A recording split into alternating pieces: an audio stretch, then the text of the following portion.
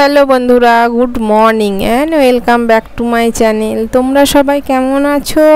আশা করছি ভালো আছো, সুস্থ আছো। আমিও ভালো আছি। আবারও এসেছি আরও একটা ছোট্ট ব্লগ নিয়ে। আশা করছি আজকের ব্লগটা ভালো লাগবে। তো এখন সকাল 8টা বাজে। তো 8টা থেকে আমি সারাদিন কি করি সেটাই তোমাদের দেখাবো। তা তোমরা দেখতে থাকো। এইদিকে দেখো আমি মুগের ডাল বসিয়ে দিয়েছি। তো এখন ছেলেদের পরীক্ষা চলছে স্কুলে। তা ওরা স্কুল যাবে ভাত খেয়ে, যার জন্য আমি রান্নাটা বসিয়ে দিয়েছি। তা রান্না বসিয়ে দিয়ে দেখো এদিকে আমার ঠাকুরের বাসনগুলো মাজা হয়নি, আর এদিকে আমার বর রাস্তাটা একটু ধুয়ে দিচ্ছে, সামনেটা। তা আমি এগুলো করে থাকি। তা আজকে আমার একটু দেরি হয়ে গেছে ঘুম থেকে উঠতেও, যার জন্য ওই করে দিচ্ছে। আর এদিকে তরকারিটাও বসিয়ে দিয়েছি। তাই ফ্রিজে দেখলাম কি সবজি আছে। তা আমি তো পেঁপে সেদ্ধ খাবো, পেঁপেটা বার করলাম। দেখো তরমুজটা এত বড়, তরমুজটাতেই ফ্রিজে অর্ধেক জায়গা নিয়ে নিয়েছে। এখন তো গ্রীষ্মকাল, তরমুজ খেতে ঠান্ডা ঠান্ডা ফ্রিজের খুব ভালো লাগে। আর এখানে শসা, গাজর, আর দেখো কুমড়োর খোলা। তা আমার বর কি জানো তো, কুমড়োর থেকে কুমড়োর খোলা খেতে বেশি ভালোবাসে। কুমড়োর খোলা দিয়ে আলু দিয়ে একটু ভাজা ভাজা করে দিলে ওই দিয়ে মুড়ি খাবে, রুটি খাবে, খুব ভালোবাসে। যার জন্য কুমড়ো নিয়ে এলে আমি খোলাটা ছাড়িয়ে রেখে দিই, মানে খোসাটা। তা ওটা আমি ওকে পরে আর একটা কিছু করে দিয়ে ও খেয়ে নেয়। আর পুঁই শাক এনেছিল আগের দিন, পুঁই শাকটাও রয়ে গেছে। তা অনেক সবজি আছে, সবজিগুলো আপাতত শেষ করি। তারপর আমার বরকে বললাম তুমি আবার পরে নিয়ে এসো, এখন আর সবজি লাগবে না আমার। কি আছে একটু দেখে নিলাম, সেরকম রান্না বান্না করব। আর এদিকে আলু পটলের একটু ভাজা ভাজা তরকারি করব। তো এটা আমাদের কলাইয়ের ডাল বলো, মুগের ডাল বলো, এই সমস্ত ডালের সঙ্গে এই আলু পটলের ভাজা তরকারিটা খুব খাই, মানে খেতে খুব ভালোবাসে। যার জন্য এই তরকারিটা আমি করি। তা আমার বরের খুব প্রিয় আলু পটলের ভাজা তরকারি। তা আমার শাশুড়ি মা আগে দেখতাম খালি আলু পটলে ভাজা তরকারি। তা আমি হাজব্যান্ডকে মাঝে মাঝে রেগে বলি, তোমার মা তো তোমাকে একটাই তরকারি করে, তো আমার ছেলে আলু পটলের ভাজা তরকারি খেতে খুব ভালোবাসে।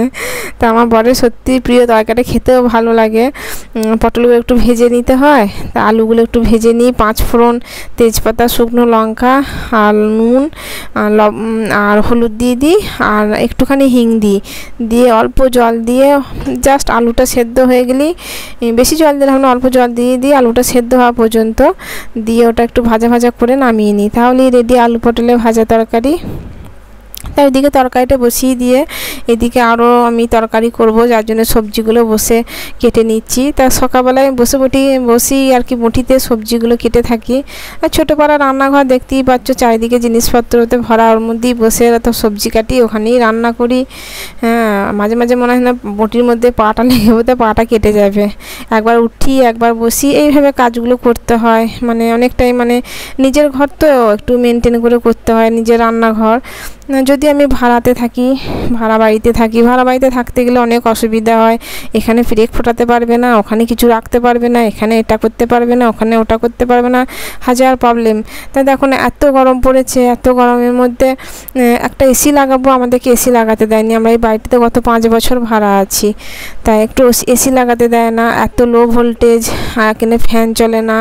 একটা রুমের মধ্যে 2-3টে ফ্যান চলে, আর যত ফ্যান চালায় তো ঘর তত গরম হয়ে যায়, আর অত্যাধিক পরিমাণে গরম পড়েছে।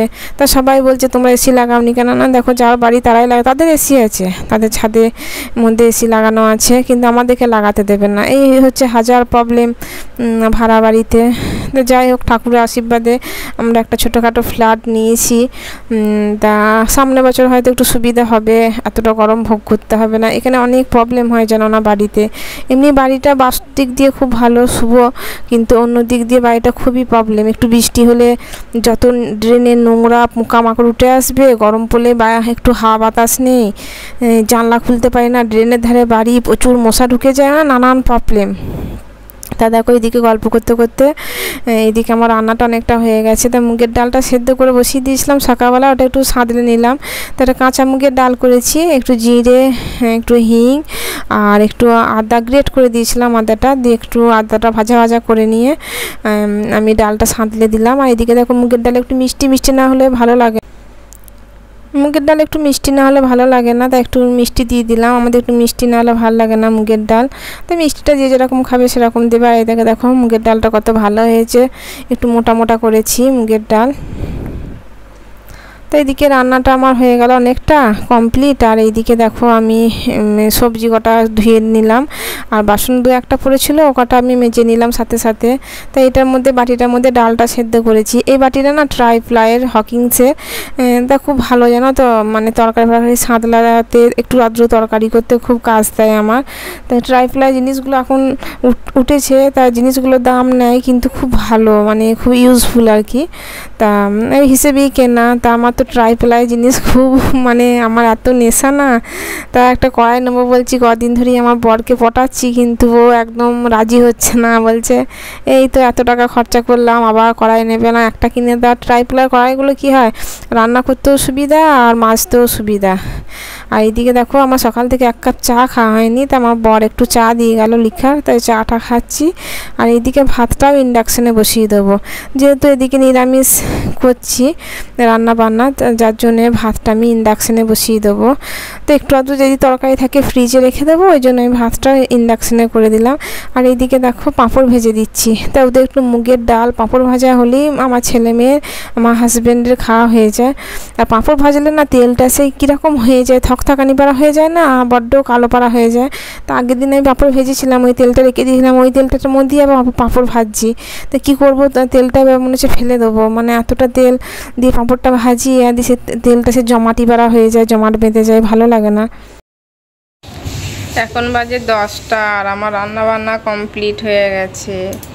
দেখো পাঁপড় ভেজেছি, এখানে চাউমিন আছে, এখানে আমের চাটনি আছে, আর এখানে দেখো ডাল করেছি মুগের ডাল, আর এটা ডিমের শাক আলু ভাজা আগের দিনকার ছিল, এটা ফ্রিজে।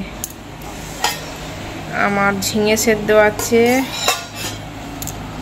আর এখানে আলু পটলের একটু তরকারি করেছি। এই হচ্ছে আজকের খাবার দাবার, জল খাবার থেকে দুপুর পর্যন্ত। আর এখানে ভাত আছে, আমার আলু সেদ্ধ আছে। আর ঝিঙে আলু সেদ্ধ আর পেঁপে সেদ্ধ দিয়ে আমি খাবো, পেঁপেটা সেদ্ধ করে রেখে দিয়েছি। বলছি একটা প্লাস্টিক দেবে, পাঁপড় কটা ভরে রাখবো, আর পাঁপড়গুলো একটু প্লাস্টিকে ভরে রাখবো, তাহলে পাঁপড়গুলো মিয়ে যাবে না।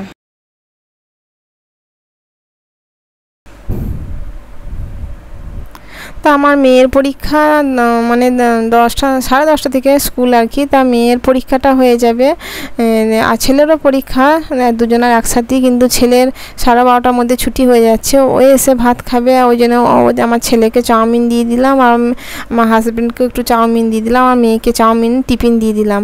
আর আমার মেয়ের কি জানো তো, মেয়েরও আধ ঘন্টা পরীক্ষা। তা মেয়েদের গার্লস স্কুল তো, মানে স্কুলটা খুব কড়াকড়ি, যার জন্য ওদের সে 4:30 ছুটি দিয়ে দেবে, যার জন্য ওকে টিফিন করে দিলাম, আর ও ভাত খেয়ে যাবে, আর আমার ছেলে এসে খাবে। তা সকাল সকাল রান্না বান্নাগুলো সব কমপ্লিট হয়ে গেছে। তো সকালে রান্না বান্না হয়ে গেলে একদিকে সুবিধা, আমি অনেকটা ঝরঝরে হয়ে যায়, তারপর আমি বাদবাকি কাজগুলো করি। তা ওদেরকে খেতে দিয়ে দিলাম, ওরা স্কুলে চলে যাবে। তারপর আমি নিজের মতো সারাদিন কাজকর্মগুলো সারবো। আর আমি দুটো মুড়ি নিয়ে নিয়েছি, দেখো গুড় আর জল দিয়ে মুড়ি খাচ্ছি। গুড় জল দিয়ে মুড়ি খাওয়া ভালো, এই গরমের দিনে পেটটা ঠান্ডাও থাকে। তা ওরা চাউমিন খেয়ে আর ভাত খেয়ে মানে চলে গেল স্কুলে। তারপরে দেখো ওরা চলে যাওয়ার পর আমি এদিকে গ্যাস ট্যাসগুলো একটু মুছে পরিষ্কার করে নিচ্ছি।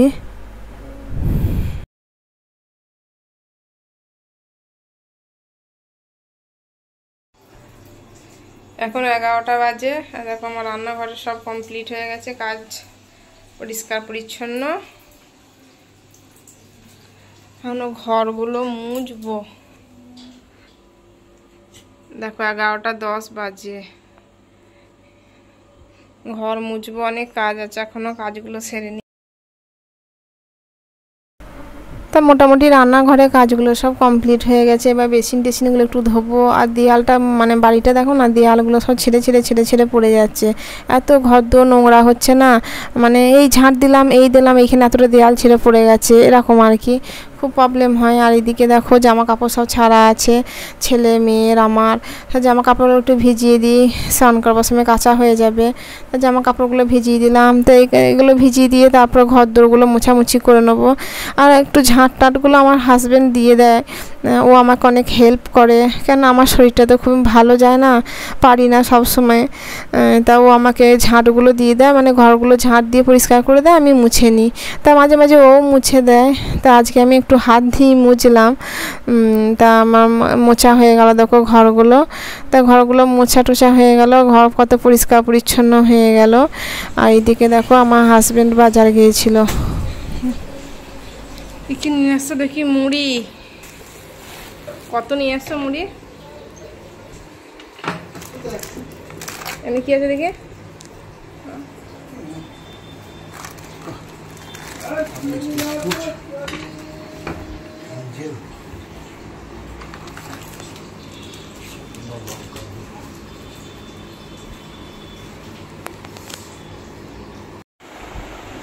সব কাজ শেষ হতে বেলা 12টা বাজলো। এরপর স্নান করব, তারপর পুজো দেবো। আর জানলাগুলো লাগানো আছে। এখন যা লু বইছে বাইরে না, জানলা খোলা যাচ্ছে না। তা ঘরটা মুছে জানলাগুলো লাগিয়ে রেখে দিলে ঘরটা ঠান্ডা থাকে অনেকটা দুপুর টাইমটা। চলো স্নান করে আসি এখন। কড়াই ডালগুলোর মধ্যে রেখে দিলে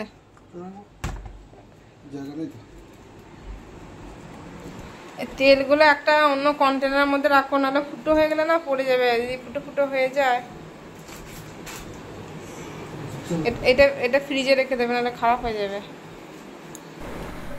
তা সমস্ত কাজকর্ম সেরে আমি স্নান করে চলে এসেছি। এসে ঠাকুরের পুজোটা দিয়ে নিলাম। তা পুজোটা তোমাদেরকে দেখালাম না ডিটেলসে। তা একটু বেলা দেখিয়ে হয়ে যায় পুজোটা 12টার পরে। আমি না 12টার পর পুজো করতে একদম মন চায় না, কি করব, আমি তো একা। তা আমাকে সমস্ত কিছু কাজকর্ম সেরে তবে যে আমাকে পুজোটা দিতে হয়। তারপরে এইদিকে ধীরে সুস্থে পুজোটা দিয়ে দিই। পুজোটা দিয়ে দিলে তারপর আমি অনেকটা ফাঁকা হয়ে যায়।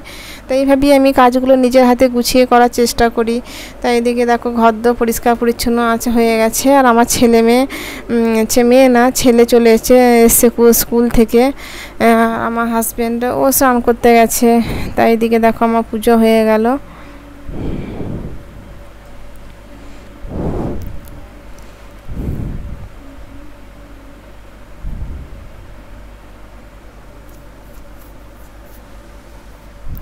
তা ভোগ নিয়ে চলে এলাম, একটু ভোগ খেয়ে তা আমি একটু রেস্ট নিলাম। রেস্ট নেওয়ার পর দেখো আমার ছেলে, আমার হাজব্যান্ড, আমি খাবার দাবার নিয়ে নিয়েছি।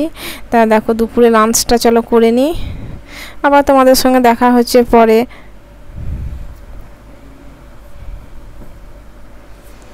দুপুরে খাওয়া দাওয়ার পর তা আমি এখানে এডিট করতে বসে গেছি। তা আমার ভিডিও এডিট চলছে এদিকে। আর আমার বর এদিকে দেখো কাজ করছে, ও কম্পিউটারে কাজ করছে, আর এইদিকে আমি ল্যাপটপে এডিট করছি। তা আমার ছেলে এখানে বেলের শরবত করছে। তা ও বেলের শরবত খেতে খুব ভালোবাসে। তা ও বানাচ্ছে, দিয়ে আমি বললাম বানা। দিয়ে তারপর আমি শুয়ে পড়েছিলাম, খুব ঘুম এসেছিলো। তা আমি খেতে ভুলে গেছিলাম। তা সন্ধে হয়ে গেছে। তা সন্ধ্যের সময় দেখো বেলের শরবতটা আমি খাচ্ছি, কত সুন্দর হয়েছে কালারটা বেলের শরবতে। তা ও খেয়েছে, খেয়ে রেখে দিয়েছে। ও বলছে আমি মানে একটু শুয়েছিলাম, দিয়ে ঘুমিয়ে গেছি, প্রায় আমার সন্ধে হয়ে গেছে না। তো আমার সন্ধে দেওয়া বোধহয় হয়ে গেছে। তারপর আমি বেলের শরবতটা খাচ্ছি। আর একটুখানি চা চুলে ফ্রিজে রেখে দিয়েছি, আমার চাপা দিতে ভুলে গেছি। যাই হোক বন্ধুরা, হ্যাঁ, আমার আজকে ভিডিওটা কেমন লাগলো তোমরা অবশ্যই কমেন্ট করে জানাবে। আমার চ্যানেলে যারা নতুন বন্ধু তারা চ্যানেলটা সাবস্ক্রাইব করে পাশে থাকা বেল আইকনটা প্রেস করে দেবে, তাহলে খুব তাড়াতাড়ি আমার ভিডিওগুলো তোমাদের কাছে পৌঁছে যাবে। আর ভিডিওটা দেখার পর অবশ্যই একটা লাইক করে দেবে। তা সবাই ভালো থেকো, সুস্থ থেকো। আবার তোমাদের সঙ্গে দেখা হবে অন্য কোনো ভিডিওতে।